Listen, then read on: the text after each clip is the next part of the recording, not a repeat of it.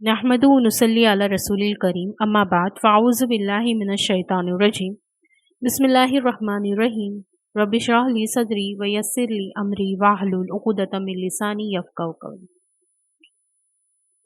कुछ चीज़ें ना हमारी ज़िंदगी में एक रूटीन का हिस्सा बन चुकी होती है।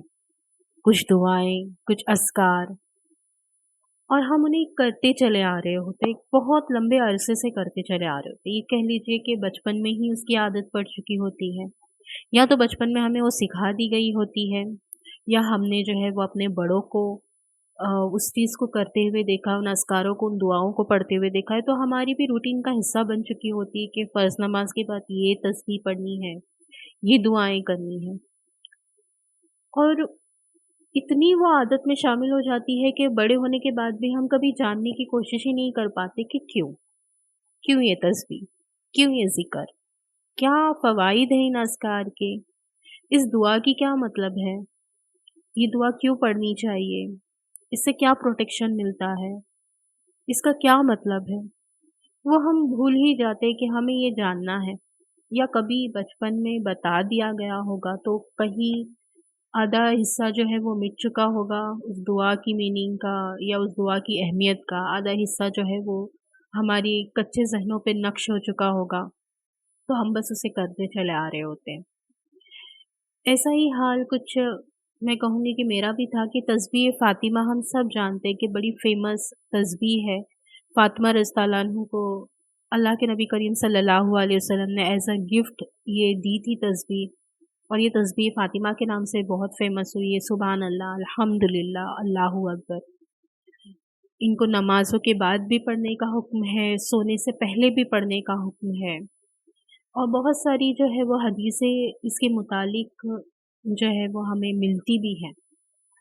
मैं अक्सर सोचा करती थी कि ठीक है, तस्बीह फ़ातिमा दे दी गई एज़ अ गिफ्ट। एक चीज़ तो हमें पता थी कि ये तोहफ़ा मिली हुई है।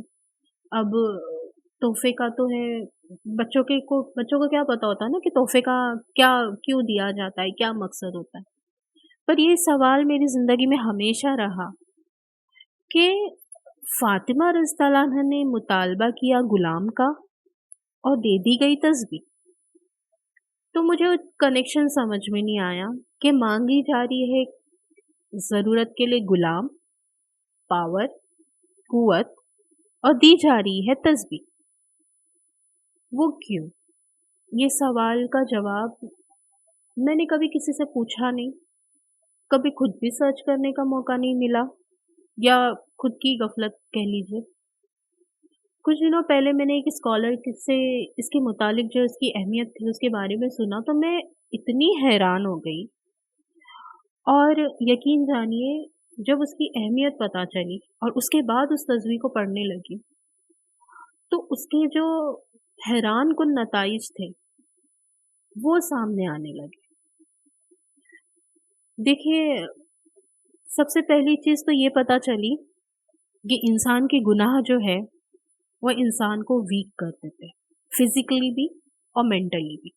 हमें आज तक इतना ही पता होता है कि गुनाह के जो असरात हैं वो रूह पर होते हैं, रूह कमज़ोर होती है उससे। बेसिकली तो हमें यही पता है कि गुनाह की वजह से जो है वो आपकी रूह वीक हो जाती है, और ज़िक्र अज़कार से जो है वो आपकी रूह को पावर मिलती है। जैसे आपके जिस्म की ग़िज़ा है खाना, उसी तरह आपकी रूह की ग़िज़ा है अल्लाह का ज़िक्र। ये बहुत कॉमन चीज़ है जो हम सबको ही पता है। लेकिन गुनाह के असरात सिर्फ़ आपकी रूह पर नहीं होते हैं, बल्कि आपके जिस्म पर भी होते हैं। बाज़ औक़ात जो है वो आप बीमार पड़ जाते हैं। कभी-कभी जो है वो ये गुनाह के ऊपर होता है कि वो गुनाह किस नौइयत का है, कितना बड़ा है, उस पर कितनी बार तौबा की गई है या बिल्कुल तौबा नहीं की गई है, या तौबा के बाद फिर कंटिन्यू किया गया है। तो ये कंडीशंस होते हैं, उन कंडीशंस पर जो है ये चीज़ अप्लाई होती है। यानी वो गुनाह के असरात जो है वो आपकी बॉडी पर उस कंडीशन के हिसाब से अप्लाई होते रहेंगे। जैसे बहुत बड़ा गुनाह किया है आपने, तो उसके लिए आपको जो है वो उस तरीके की तौबा करनी पड़ेगी। मामूली ही गुनाह है, तो उसके लिए जो है वो आपको उस तरीके की तौबा करनी पड़ेगी। और हमें ये भी पता है कि वज़ू से जो है वो हल्के गुनाह जो होते हैं वो भी धुल जाते हैं। बहुत सारी चीज़ें इनके ऊपर जो है वो हमें स्कॉलर्स के ज़रिए भी मिलती है और खुद नबी करीम सल्लल्लाहु अलैहि वसल्लम की अहादीस भी इस पर मौजूद है, सहाबा के अक़वाल भी मौजूद है।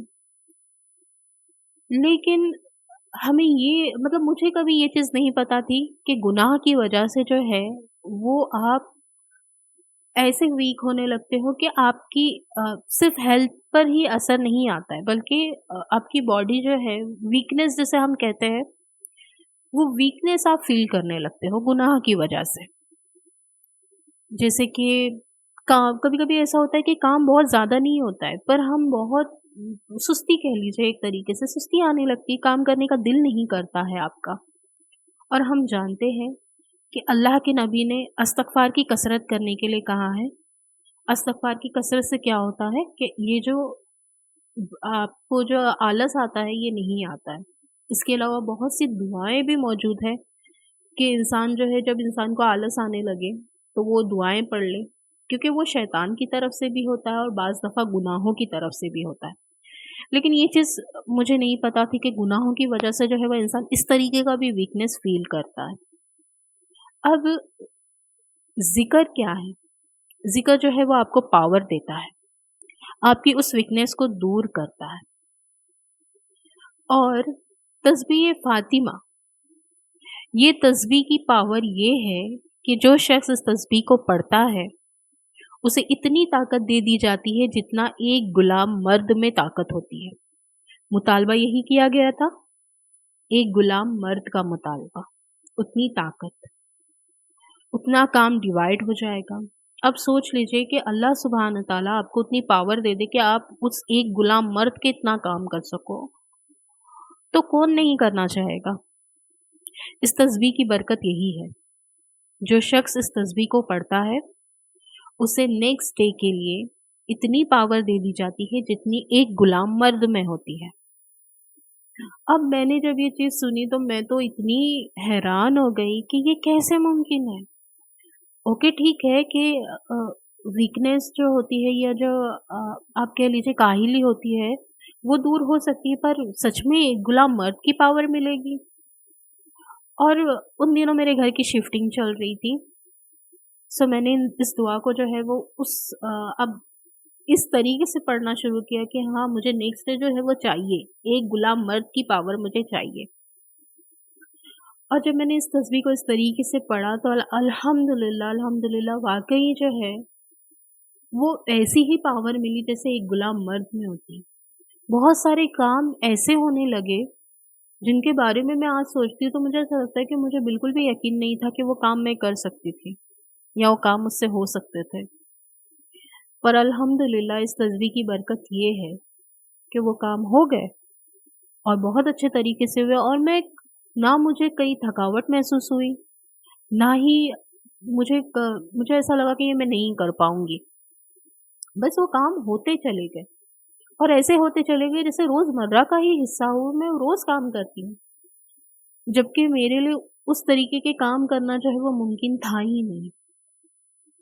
और मैं बड़ी टेंशन में थी कुछ दिनों पहले तक कि कैसे होंगे ये सारे काम। घर की शिफ्टिंग जानते हैं, जो लोग जो है वो शिफ्टिंग करते हैं उन्हें पता होता है कि घर समेटना सबसे बड़ा टास्क होता है। और वो चीज़ें इतनी आसान हो जाए, या वो चीज़ इतनी आसान हो गई मेरे लिए, मुझे मुझे आज भी हैरत होती है इस बात पर कि वो चीज़ आसान हो गई मेरे लिए। लेकिन ऐसा नहीं है कि ये तस्वीर मैंने इससे पहले नहीं पढ़ी थी। मैंने हमेशा जो है वह हमारी रूटीन का हिस्सा बन गई कि हर नमाज के बाद पढ़नी है, सोने से पहले पढ़नी है। पर कभी भी इस तरीके से सोचा ही नहीं, क्योंकि उसकी अहमियत पता ही नहीं थी।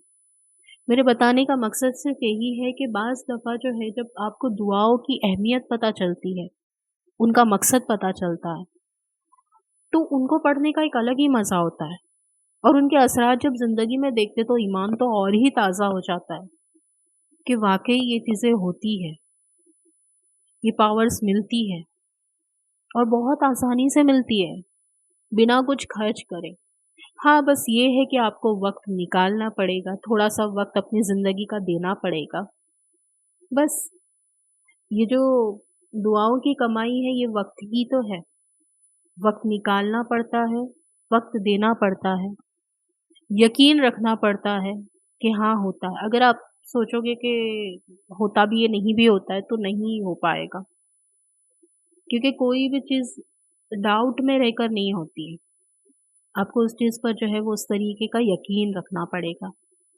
تو اللہ سبحانہ تعالیٰ سے دعا ہے کہ اللہ تعالیٰ ہمیں وہ یقین عطا کرے، اللہ سبحانہ تعالیٰ ہمیں وہ حکمتیں عطا کرے، اور اللہ سبحانہ تعالیٰ ہمارے علم میں اضافہ کرے کہ ہم جو کچھ بھی بھلے ہی روز مرہ کی جتنے اذکار کر رہے ہیں، جتنی دعائیں پڑھ رہے ہیں، ہم کم سے کم وہ جان لیں کہ ان دعاؤں کا مقصد کیا ہے، ان دعاؤں کا مطلب کیا ہے، اور اس کے بعد پڑھیں تو انشاءاللہ ہماری زندگی میں جو نتائج آئیں گے سامنے، جو رزلٹ سامنے آئیں گے وہ اور امیزنگ ہوں گے۔